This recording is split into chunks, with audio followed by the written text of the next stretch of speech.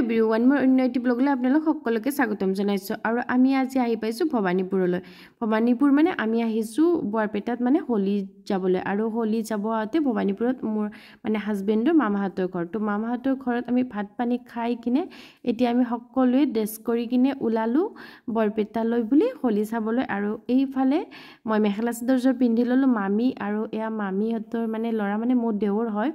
আৰু হাজবেণ্ডে গাড়ী চলাই আছে আমাৰ যাত্ৰা আৰম্ভ হৈ গ'ল এতিয়া আমি যাই আছোঁ বৰপেটা হোলিলৈ বুলি আৰু ফাইনেলি আমি পায়ে গ'লোঁ বেছি দূৰ যিহেতু নহয় তাৰ পৰা 15 নে 16 কিলোমিটাৰ মান দূৰ হয়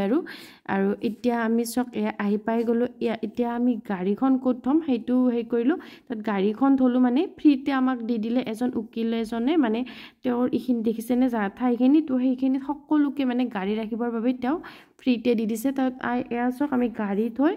খোজকাঢ়ি যাই আছোঁ যিহেতু গাড়ী অলপ দূৰত থ'ব লাগে খোজকাঢ়ি কিনে আমি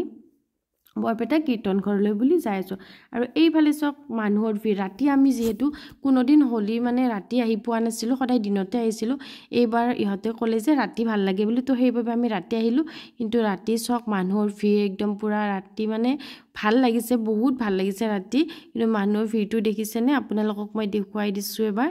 এইফালে চক কিমান মানুহ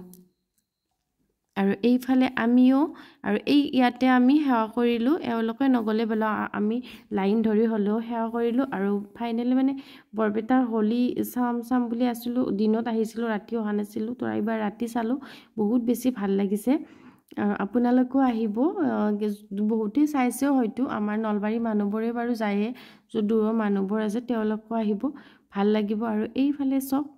ৰঙাডিমা আৰু পুৰি আৰু আলু ভাজি এয়া খাই শেষত বাই বাই